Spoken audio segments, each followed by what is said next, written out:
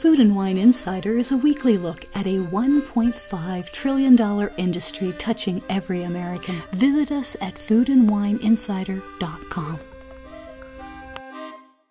You know, Ann, yesterday I read about a new ice cream called Pickles and Cream. And then I said, in my generation, women ordered that when they were pregnant near the end of their period. But I said, who would put out an ice cream like that? And sure enough, it's Judith Herrell. She owns Herrel's Ice Cream Shop in Massachusetts, and she's here today to talk about that and a lot more. Judith, welcome to the program. Hi, call me Judy. I will.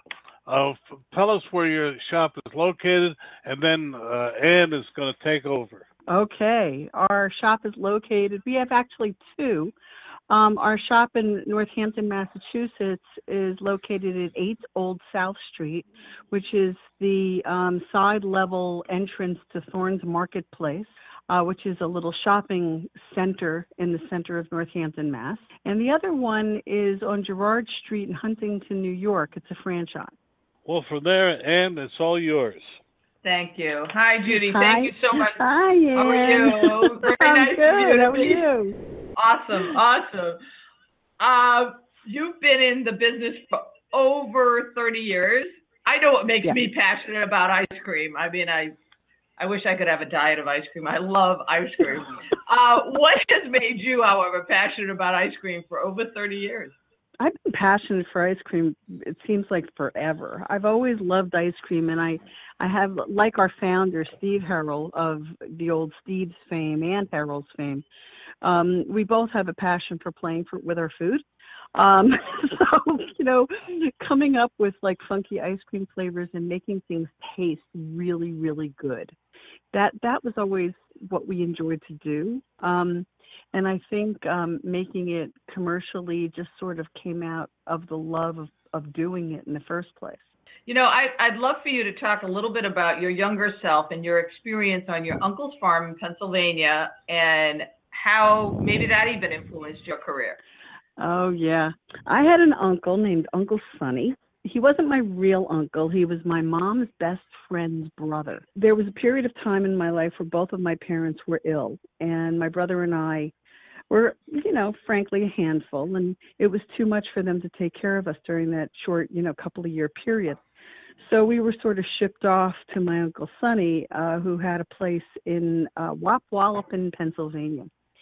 And it's part of the mountaintop region in the Poconos. And my uncle had a farm, quite a large farm, and he not only raised horses, but he had dairy and, other things on the farm, goats, pigs, whatever, what you normally find on a farm, an animal farm. He also grew most of the feed and food for the animals and also sold to the grocers. And my first experience with milking cows was on my uncle's farm. And we would milk twice a day, early in the morning and later in the day, 4:30 a.m., 4:30 p.m.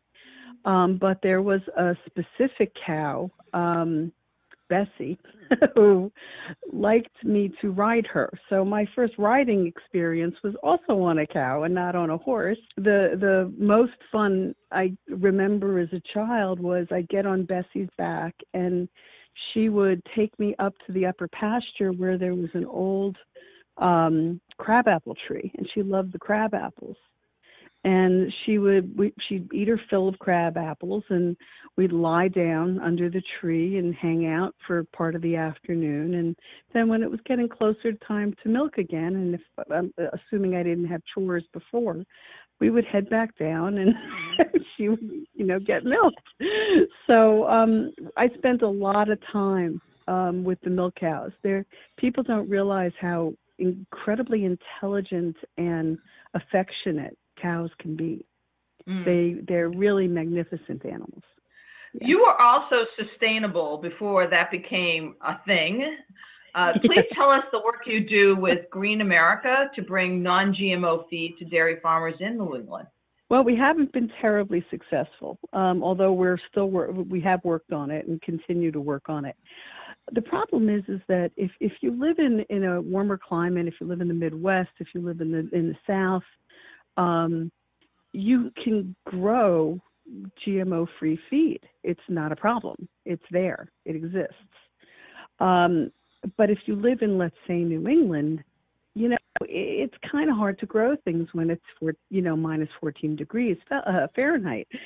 So people up here in the wintertime have to truck in feed, or they have to silo things, and there's never enough.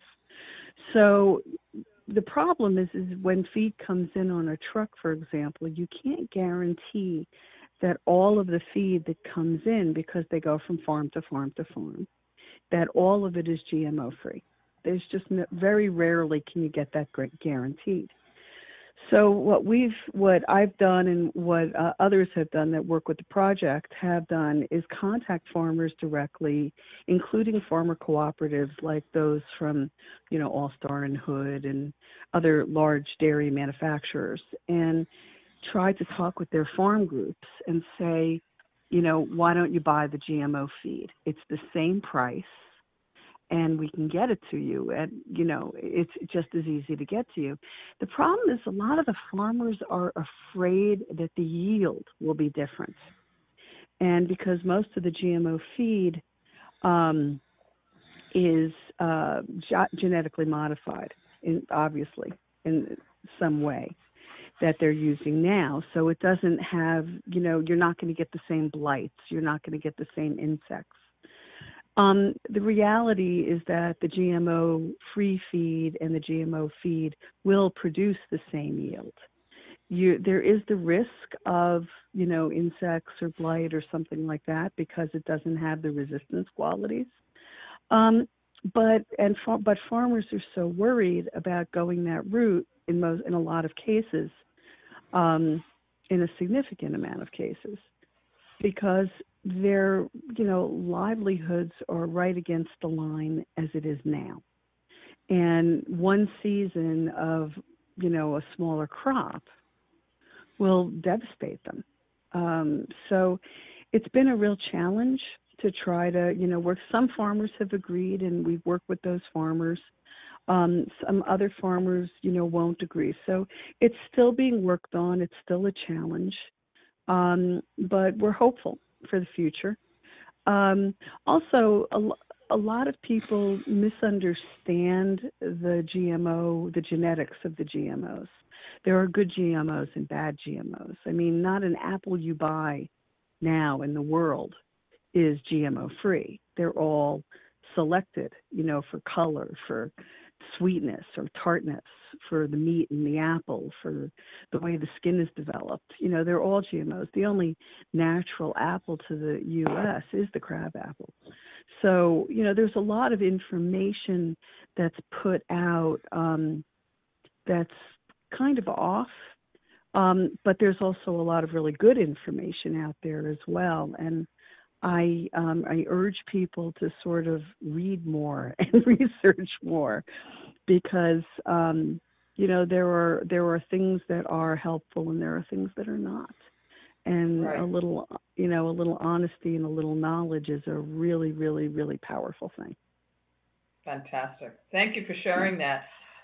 You have, I can't believe this. You have over 370 flavors, and you make them fresh on premise. Correct. How do you keep track of them? And are there particular flavors for different seasons or occasions? Yes. We always have 16 to 18 flavors that don't rotate. Those are the straight flavors that are out all the time. They're everything from vanilla and, chocolate pudding, banana, black raspberry, burnt sugar and butter, coffee, cookie dough, things like that, mud pie. They're always out. Then we have, we serve 60 flavors at a time in our store. So we have a group of non-dairy flavors called No Moo. We also have no sugar added. We have sorbet. And then everything else is, and they all rotate, as well as the rest of the ice cream flavors rotate. And we do a lot of seasonal. We do a lot of cultural seasonal as well. For example, September, October, during the fall, we do a lot of, apples and honey and caramel apple cheddar, and we do for the, certain holidays. For example, for the Jewish holiday of Passover, we do charoset. We've been doing that for quite a while, which is apples and honey and cinnamon and a little either grape juice or red wine and walnuts mixed together. It's really good, by the way. But then in the summer, we do things like key lime cardamom, which we've been doing for, over 25 years. We do banana curry. We do birch beer and root beer. We do licorice. We do Moroccan mint tea is a spring flavor. In the fall, we also have Smith College is in our backyard, and we do a flavor called Mountain Day, which is it's like a caramel apple with cinnamon added. It's really yummy. Then, like Thanksgiving, we have a flavor that's actually called Thanksgiving, and it's a little savory. It's sage ice cream with cranberry and pecan mixed in. We also have sweet potato pie and butternut squash. During the spring, we do tomato ice cream, tomato preserve ice cream. We also do hearts and flowers, which is lavender and rose ice cream. We do licorice. During the spring, we also do fig honey walnut ice cream. So yeah, there's a lot of seasonal flavors, and then there's also a lot of flavors that we rotate. We promise that we will serve each flavor at least once a year. And we also have in our stores what's called a flavor request list. So you could come in or call the store and say, I really want lemon mousse ice cream. And we'll say, okay, and we'll take your name and your phone number and the flavor that you want. And when it's made and ready and goes out into the dipping cabinet, we'll give you a call. And you can come in and get your flavor, or if you want, we'll pack up a pint or quart for you and hold it for you until you can get in. So we do a lot of that because there's so many flavors and everybody has their own personal favorite. There's it's a way so people can, still get what they want pretty regularly if they'd like. Wonderful. I'm salivating here as you're going through all those flavors. You have a polar bear as your brand symbol, and when I look at him or her, because I'm not quite sure which it is, you can't help but smile. What was the inspiration for the symbol? Well, for years and years, we had a bear, and it was more of a brown bear. And the idea behind that originally was the Teddy Bear's Picnic. I don't know if you remember the song, "If You Go Out in the Woods Today," Mm-hmm. And so there was something about that song that inspired Steve to just have a thing for bears. And then over time, because of the cold nature of ice cream and the fact that per capita, Alaska has the highest consumption of ice cream year-round in the world, we decided to go with a polar bear. So we, this polar bear, the story behind it is that the two bears that used to be in our window, basically got together, had kids, went to college, couldn't find a job, and they're working for the business. And this is the bear. Okay, so it's sort of a little bit of an inside joke, if you will, because we have kids, and it's just sort of. Bears are fun. Bears look cuddly, but don't go up to one in the wild. And polar bears specifically are so, they have such family orientation that it just felt like the right thing to do to continue with that. And let's be real, they love ice cream. You get, especially if it's fish flavored, they just love it. I had no idea that the per capita consumption in the coldest part of the United States is where ice cream is most eaten. So that's really amazing. Yeah, it's Alaska, New Zealand, and New England. Yeah, are the three highest. you were married to the original Steve's ice cream aficionado, Steve Herrell. He was the inspiration behind Ben and Jerry's. And when I lived in Boston, because I went to grad school there, I can remember people lining up around the block to get his ice cream. Though you are divorced, you still worked with him until he retired in 2014. So tell me about that relationship, because it has to be incredibly unique. Well, Steve is still my best friend. We were business partners before we got married, and later in life we realized we were better business partners than husband and wife. And we divorced, and then Steve fixed me up with my current husband, Stefan. And my stepdaughter actually manages our store, and Steve's and my daughter works in New York. She's an educator. You know, even after the divorce, it was like we went to court and then looked at each other and it's like, what do you want for lunch? I don't know. Let's just go over there. Okay. You know, it was like there was never that horrible hatred that a lot of people, you know, go through, and anger. I mean, of course there's some, but there wasn't like that horrible one. You know, it wasn't like we were going to hate each other forever, you know, type of thing. And we stayed involved in the business together, and we worked together. And we still work together. We talk nearly every day. We spend holidays together. It's actually a big, people are fascinated by our family structure.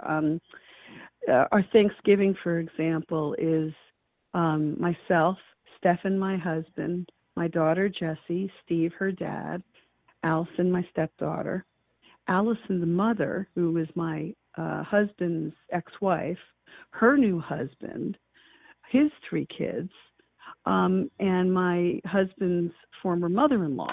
You know? And if Steve, of course, is involved with anybody, they come too. So it's, you know, life's too short to be angry. And to, you know, if you were married to something, there was something you loved about them at the time.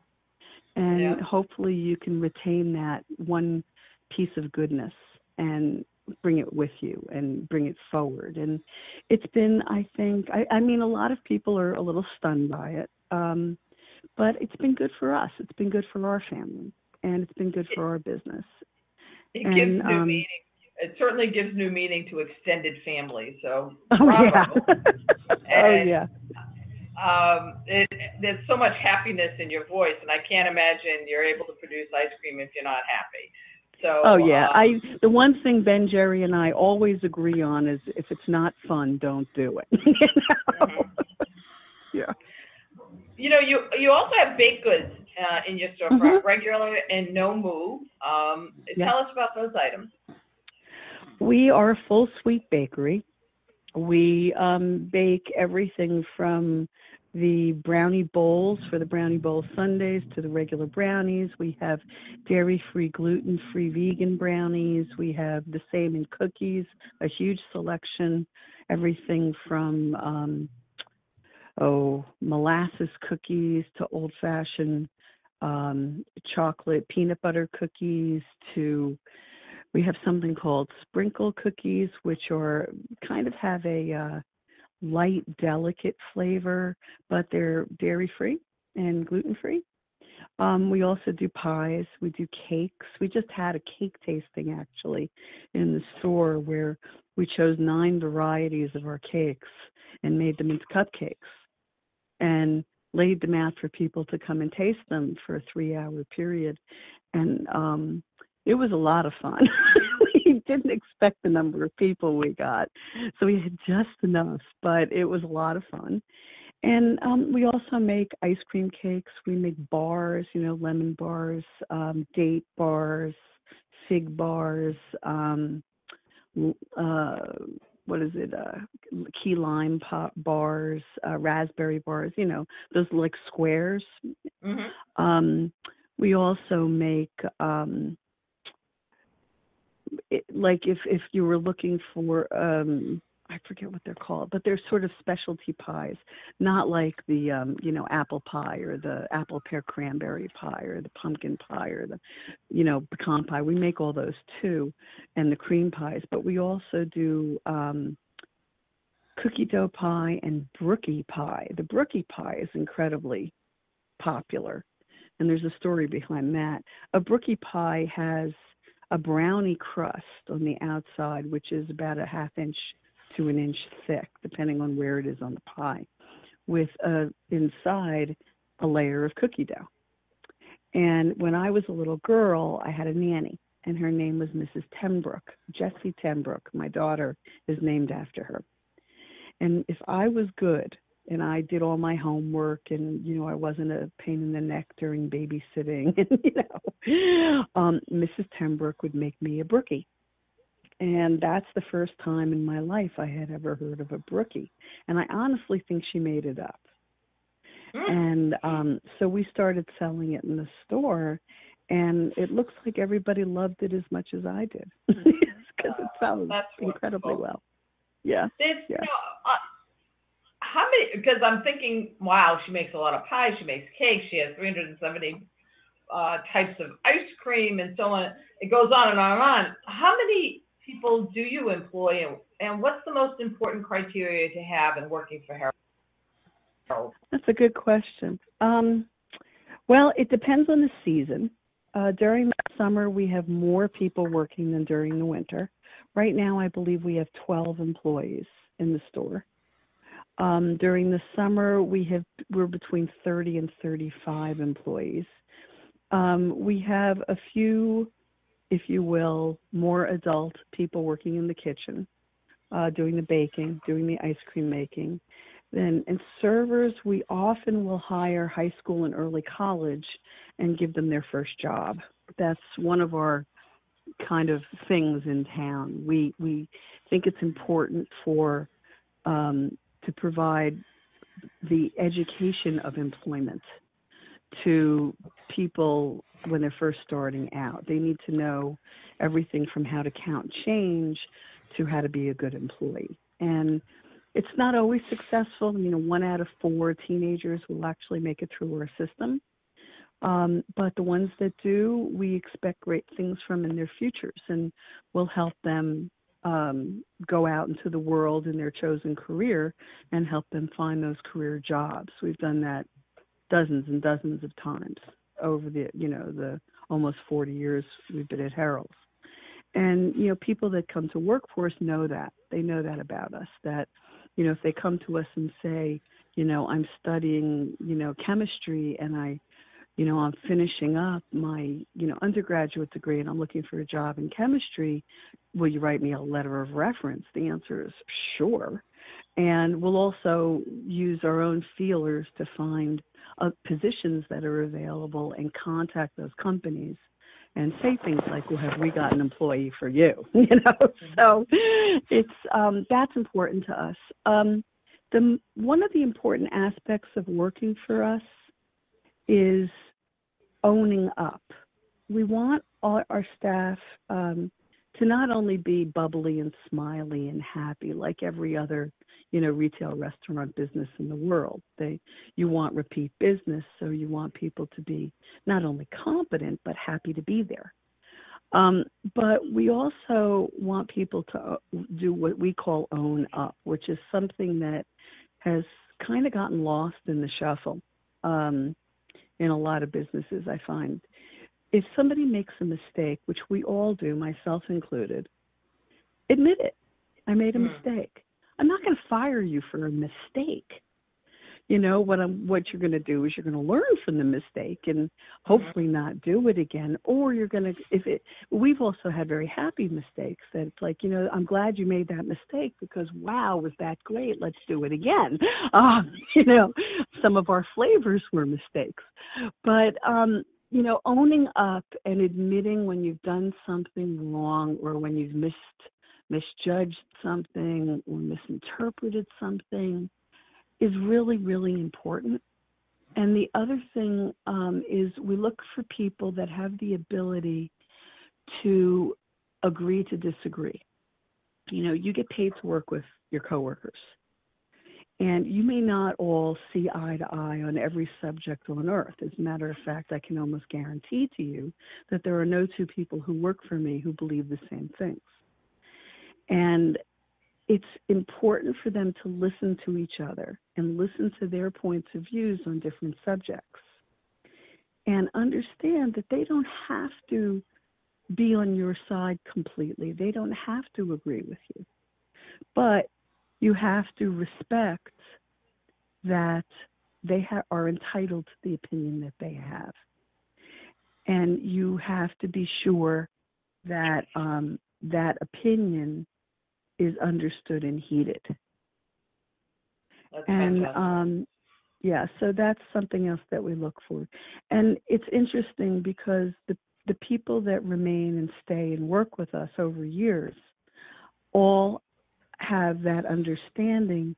And when they go out into the real world, as we put it, I think it makes them a better listener, a better organizer, a better employee, because they're more able to sort of work with everybody around them and be able to speak and discuss and listen and understand that there's a pro and a con and a positive and a dissenting viewpoint, and that's expected. Sure, and I would say probably a better leader, actually, the ability Yes. to listen, understand. Yes. I can only ask you one other question, and I have about 4 or 5 that I'd like to ask you earlier. Your newest flavor, which is sour pickles and cream. So you have to tell us the story about that, and we're going to end on that one because I just think it must be fantastic. Well, it wasn't thought up as a flavor originally. What happened was after the holiday of Passover last year, one of our distributors had an overstock of sour pickled cucumbers from Israel. They were Israeli cans of pickles, kosher. Oh, and we are a kosher business, so everything we make is kosher. So we thought, oh, gee, well, they're not terribly expensive. Why don't we buy some and we can munch on them, in the store and in the office, and in the break room, because all of the kids that work for us, we also supply them with food if, they're on a break and they don't feel like going out to get something. We always have mac and cheese and pretzels and, things to munch on and to eat, so you don't have to run out and get something if you don't want to. So we decided to buy a few cases of these pickles. And I tasted the pickled cucumber, and they were incredibly sour, but incredibly good. There was a good crunch to them. They had a wonderful flavor. Their fragrance was delightful. There was nothing negative about these pickles, these pickled cucumbers. So as a joke, I said to our manager, Allison, I think I'm going to make pickles and ice cream. And she looked at me and she went, no, you're not. It's like, who's going to buy that, right? A pregnant person. I'm like, no, not for a pregnant person, just to have it, because I think it'll be fun. I think it's a fun idea. So I decided to do it, and I started experimenting, and it's a challenge to work with that much vinegar. I had no idea. So it took a while. And then you can't use big chunks because they freeze and then they get hard, and you don't want to crunch on a big piece of frozen pickle, So it was more pulverizing, and then we had to decide which pickle spices to use. And you have to get past the idea that this is in dairy, it's a dairy product. Yeah. But eventually we got it. And I think the most fun of specifically this flavor was having customers who would come in while I was experimenting. I'd say, do you want to try something new? And they'd say, sure. And I'd say, do you like pickles? And they'd either say yes or no. And I'd say, well, if you like pickles, you might like this. If you don't like pickles, I don't think you're going to like this. And I tell them what it is. And most of them would try it, even if they didn't like pickles. And there was no middle ground. You either really liked it or you really did not like it. But it was so much fun, and people would come back in after tasting one of the renditions and say, how's that pickle ice cream going? And so when we announced that we had it finished and we put up the first tub, it sold, and it didn't sell. It went out in taste. Everybody would come in for a spoonful to try it. The second tub we put out went out a little less quickly, to be honest. But this last tub, which is the final product that we put out, seems to be selling at a remarkably regular rate, which is a complete stunner to me, because I thought it was going to be like jalapeno ice cream, which we make, which, also you sell, people come in for, a quart or two when we have it, but the rest of it will, be given out as taste. It's not a big seller, but this one seems to be moved on its own. There you go. So maybe I'm on to something here. Maybe. But, yeah, it is the most, we have several savory ice creams. This is the most savory that we have. Well, Judy, I have loved having you on the program. I really appreciate all your, all your honesty and sort of being straight up. Pardon me. And Don, I'm going to turn it back to you. Well, thank you so much. Judy, can your website again and how people can reach you? Our website is www.herrels, HERRELLS.com. And you can order our hot fudge, sprinkles, or chocolate mix, hot chocolate mix online at herrels.com. And you can also buy our hot fudge in Whole Foods and other grocery chains across the U.S. Thank you so much, Judy, for being with us today. Dan Perkins here from Recalculating.biz with your featured book, Bob Bethel, a turnaround specialist. Bob's new book is Strengthen Your Business, Fail-Proof Strategies for Small Business. His suggestions are easy to understand and very helpful. Bob Bethel's book, Strengthen Your Business, can be found at Amazon.com or can be ordered at your local bookstore. Want to know more about health savings accounts for your company or yourself? For a free employer guide to HSAs, go to 2hsa.com. That's 2hsa.com. Our next guest, Ann, is Denise Castronovo, whose chocolate shop has won many awards and is considered one of the finest rainforest product user in America today. Denise, welcome to the program. Hello. Hey, Denise. Welcome to Food and Wine Insider. You're relatively new to the food world. You started your business in 2013. I'd love you to talk a little bit about what you were doing before this adventure. Oh, sure.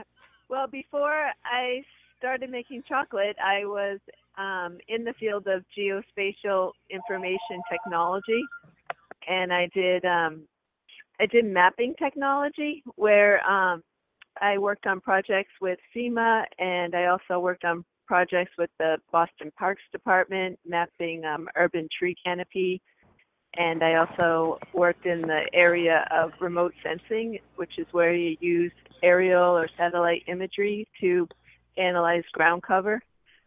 So I did PhD work in the area of ecology, and that put me into the geospatial technology field. And but my interest has always been in rainforest conservation, and so when I was looking for a new business, I was really looking for something that would promote rainforest conservation, and that's kind of what brought me to chocolate. Yeah, in fact, when I was reading about you, clearly your ecology and preservation background has had an influence on your heirloom varieties. Please talk about how your sourcing protects the rainforest. Sure. We have several different cocoa origins that come directly from rainforest communities, where there actually are indigenous populations who are harvesting cocoa wild in the rainforest. And a few examples of those bars are Belize bar, which comes from families of Maya folk who are harvesting cocoa right in the wild. And then we also obtain cocoa for our Amazonas bar. That is coming right from the Amazon in the very southern part of Venezuela. And there are two communities there who are also indigenous people as well, who are going right into the Amazon and collecting wild pods of cocoa. There's another one that fits the story as well. Actually, many of ours do.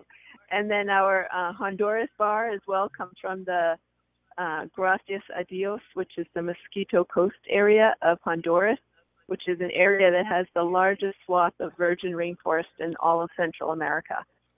And so those beans are harvested in the wild as well. And Sierra Nevada in Colombia is coming from an area that isn't quite as tropical rainforest, but it's a high mountainous forested area, and that's harvested by indigenous communities as well. So yeah, now as we're sourcing cocoa, we're really looking for the complete story, like making sure that it's going to go back and help families in the area who, in many of these cases, they were just doing subsistence agriculture, and the cocoa is their first real venture into capitalism. Well, I think that's really, really, really fantastic. And, you know, you're a bean to bar producer. Can you explain to the audience, what does that mean to be a bean to bar producer? Sure. Well, that means that we actually source the cocoa beans directly ourselves, and then we start our process of making the chocolate right from the cocoa bean. So we import the beans, and then we roast them in-house, and there's also a process of removing the outer husk on the cocoa bean shell, and that's called winnowing. So we do that, and then we grind the chocolate in stone grinders here at our factory. And Is so that what's it's about referred to as conching? Yeah, it's refining and conching. We have a grinder that does both.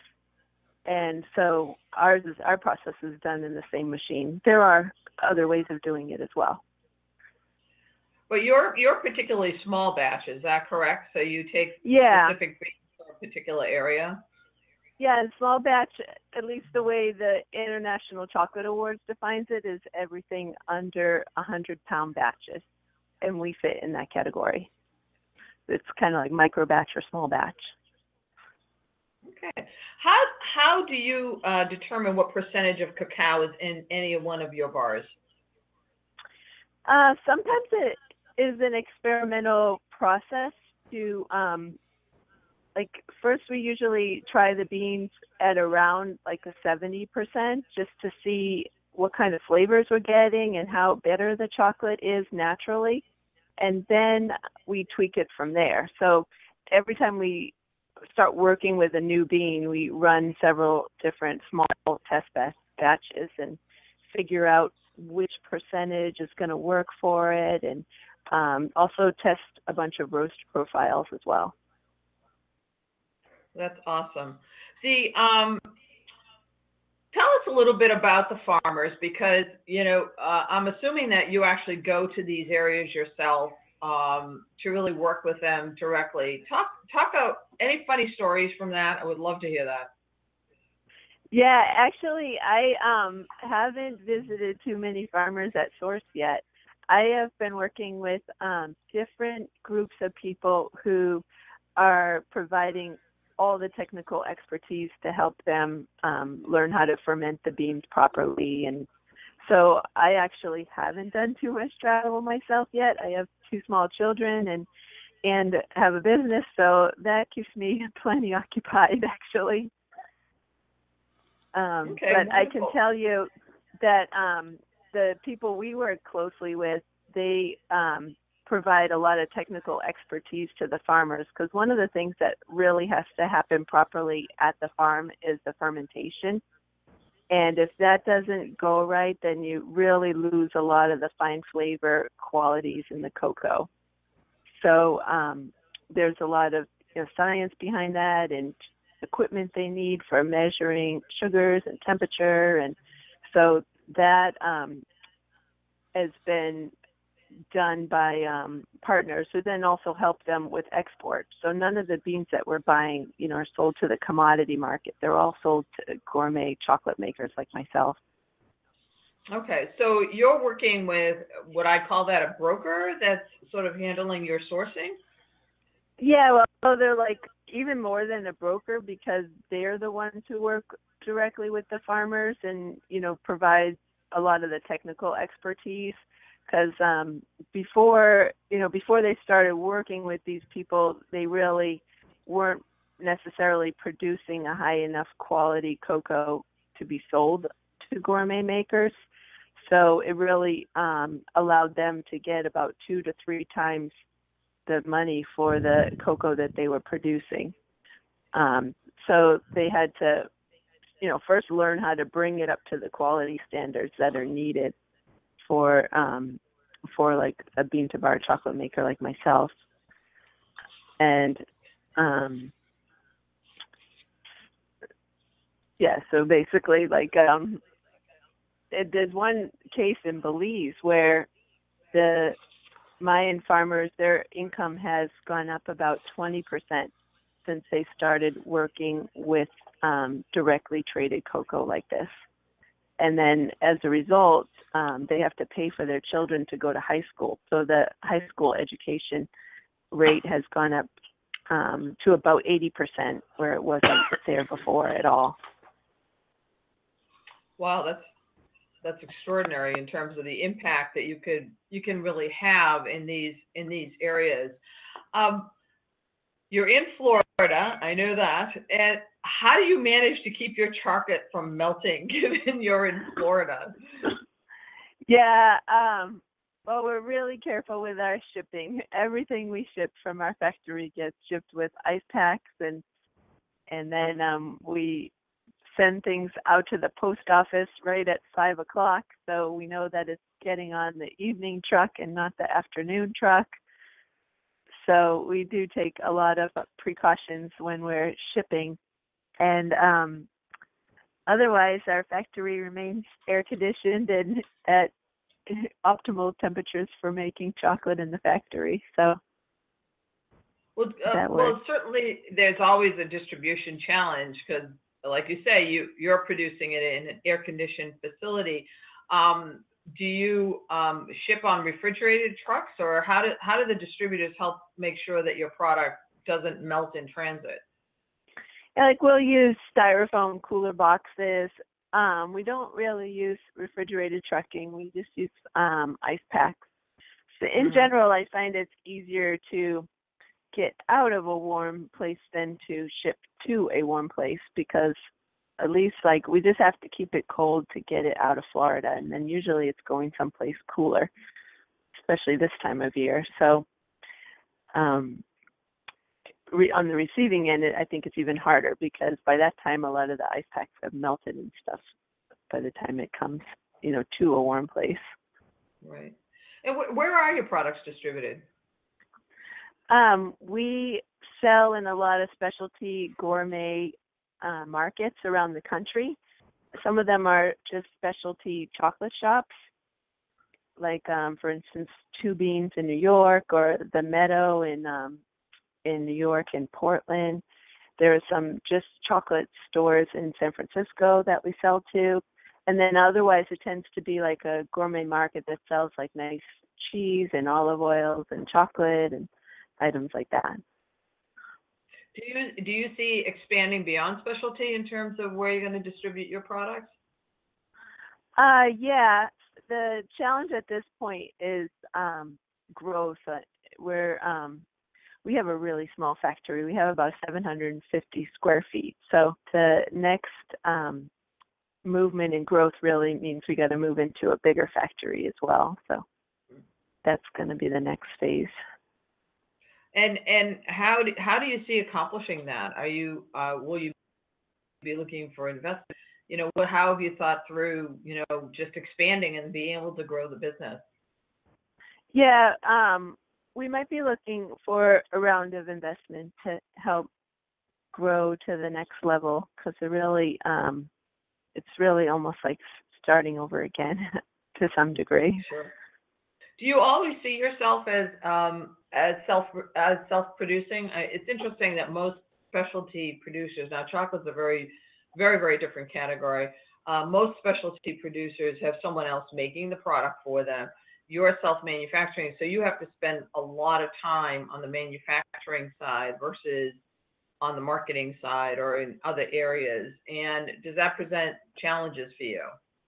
A little bit. I mean, just some of it is definitely training, like getting the right staff who can produce the same quality. Like right now, I've been involved in all aspects of the kitchen, and I still do a lot of work in the kitchen. Like a lot of the roasting and everything comes from recipes that I've developed. So, sometimes it involves even, teaching employees, how to taste and how to get the flavors that you want to get out of the cocoa. So that is a little bit challenging, I think. So I think that's one of the issues of just producing such a high quality product like we do. Right. And do I have this correct? Is your husband also involved in the business? Yeah, my husband has been a strong supporter since the beginning. We both, put family money into getting this started and has really been self-funded along the way. So he isn't involved really in the kitchen day-to-day operations. He has another day job, but he definitely helps with a lot of the business decisions. Awesome.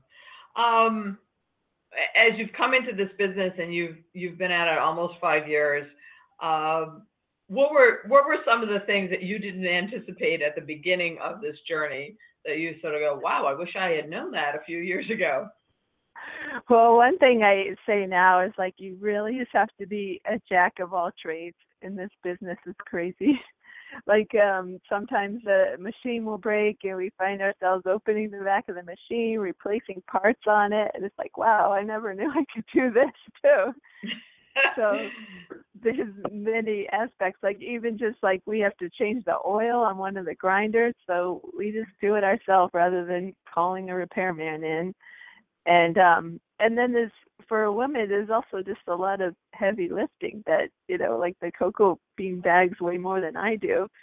And we got to drag them over and get the beans out, or when a shipment comes, we got to get them up off the floor. And so some of those things are just sort of like the unforeseen things. And in terms of my factory space, I never really anticipated how much space you need for storage. Like we have 750 square feet and we're building storage up to the ceiling. So we're making the most out of everything we can here. Fantastic. Absolutely terrific. Thank you for sharing that. You've won for being in the business a relatively short amount of time. You have won many awards. Can you talk a little bit about that and what that means to you?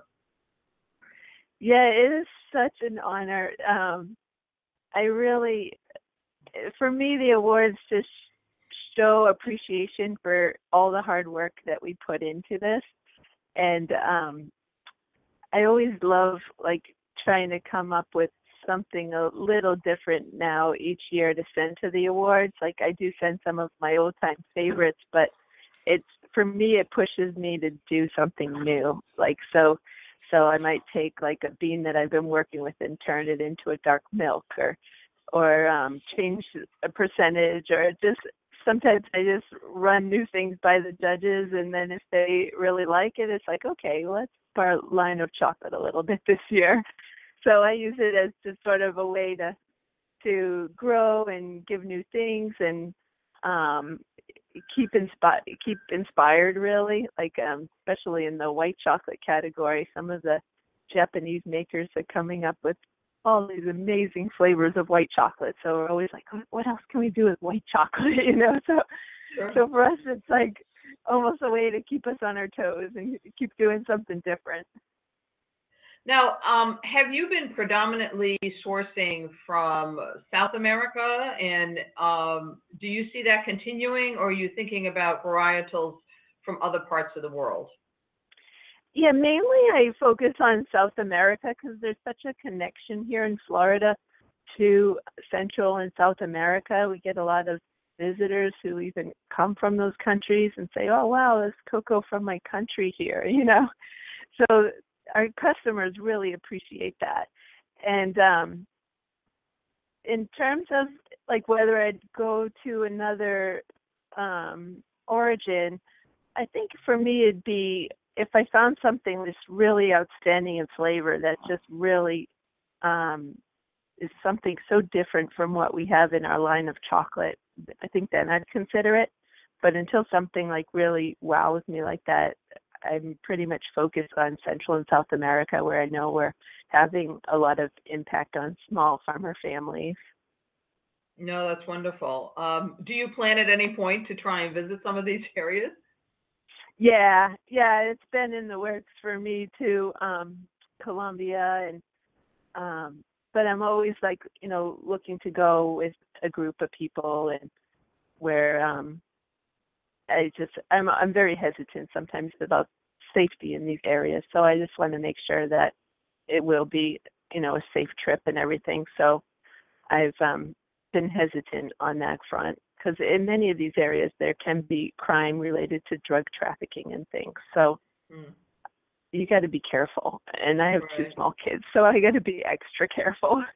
Sure. Now, about your two small children, what do they know about what Mom does? Or do they have lots of chocolate available to them? Yeah, although, they don't eat it as much as you think. But they love, telling their teachers and their friends about, Mom's chocolate awards. And then my son's class and even my daughter's class have come in for a field trip where we explain the bean to bar process to them. And we don't typically do tours, so that's something extra special because we have such a small space and a busy production schedule that we just fit, a few groups in here and there. So, but they really like it. The first thing my daughter always tells people who at school is that, oh, my mom makes chocolate. So, yeah, I think that would make her very popular, actually, at least with the parents, Is there, you've got Valentine's Day coming up, Mother's Day coming up. Do you do any special products for different holidays? Yeah. For Valentine's, we made a variety of filled bonbons that are in the shape of hearts. And we usually will make a truffle menu at every holiday, but the heart bonbons we made with a butter ganache, so that way it's something that's less perishable than our usual truffles. So this is something that we're able to ship around the country, and for anyone who's shopping early before our truffles are ready, they have an option of something to buy. And most of these heart bonbons we filled with some kind of liquor ganache, like we did Grand Marnier and limoncello, and we did a chili and cinnamon, a caramel, and Kahlua mocha. So they're really fun flavors too. Sounds delicious. I was going to ask you something else that had to do with that, and when you started to say chocolate with liqueur, I was just sort of salivating. What do you what would 5 years from now look like for Castronovo chocolates if everything worked out really brilliantly for you? It's a good question. I'm tossing around the idea of really just pursuing something that is very educational and brings like the whole picture and the whole story of cocoa to the forefront for people. So I'm still working out the ideas on this, but to me, it's not just the chocolate product, it's the whole story around it. So I think as I move forward, I'm going to be moving more in that direction. And I'm not entirely sure how it's going to play out yet. So Denise, on each of your products, do you tell, I'm assuming, and I have seen your product in two beans, by the way. that you tell a story about each of the regions that you source from. What are some of the things you really want people to understand about why sourcing and saving the rainforest and sourcing beans in a responsible way is important? Yeah, there's several aspects around cocoa that entail preservation, and one of them is really, preserving the rainforest environment and creating a market for a product that comes from the rainforest and allows the rainforest to remain standing. So cocoa is one of them, and several spices could be others. So as we move forward, we'll probably start looking too for other products that come from the rainforest that we could probably incorporate in the chocolate. And the other aspect, though, that people probably don't realize is that there are a lot of hybrid varieties of cocoa coming onto the market just so they can be disease resistant or produce higher volume, like they'll have a lot more seeds and big plumper seeds in the pod or cocoa beans. And that's all being done without respect to flavor or any of these heirloom varieties of the cocoa. So in terms of conservation, the cocoa itself is an item that needs to be conserved in terms of its heterogeneity and its gene profile. So there are many fine flavor varieties of cocoa that are at risk of being lost, essentially. So I think bringing this awareness to people that cocoa can have so many different flavor notes like a wine, and it comes mainly from the variety of the cocoa. Like, people are used to all chocolate tasting the same because most of it comes from the same kind of cocoa that's planted in Africa. So bringing awareness to just like the cocoa itself, that it really has these high fine flavor qualities that bring it to a higher level more than just a candy, that it really is a fine food when it's enjoyed in this way. I really appreciate your sharing that, and I can hear it in terms of your passion for the product and obviously for the environment. And it's interesting how it's kind of come full circle to your preservationist and ecological sort of background. It just all came together in chocolate. Sounds like to me. Yeah, I know. And the interesting thing, when I worked in ecology, I worked in something called systems ecology, which is really like big picture ecology. And I feel like, this is like the ecology of chocolate. This is really the big picture in chocolate. Well, Dawn, do you have any questions for Denise? First question is your website and how people can reach you. Yes, our website is www.castronovo, CASTRONOVO chocolate.com. Another question that came up was, how old are your children? Oh, they're ages 9 and 10. Oh, so they were, obviously much younger. And how do you manage to balance the work and home life? Oh, that's a good question. It's a challenge. I work many hours. I'm at the factory all day, and then when I get home, usually there's business computer work to do at home. So it is a challenge, and I'm always making sure I carve out enough time for family as well. Well, a recent survey of women business owners indicated that their greatest problem was balancing home and business, and et cetera. And many of them indicated almost and I hate to use the word guilt feeling about it, but feel that in the long run it's best for their children. Do you hope they come into the business with you? I would love that. We'll see what happens. I also, want to make sure that they go to college first before they even think of joining the business. But maybe as they're teenagers, they can work here through high school and help us out. It's been a fascinating interview. Thank you so much for joining us. Food and Wine Insider.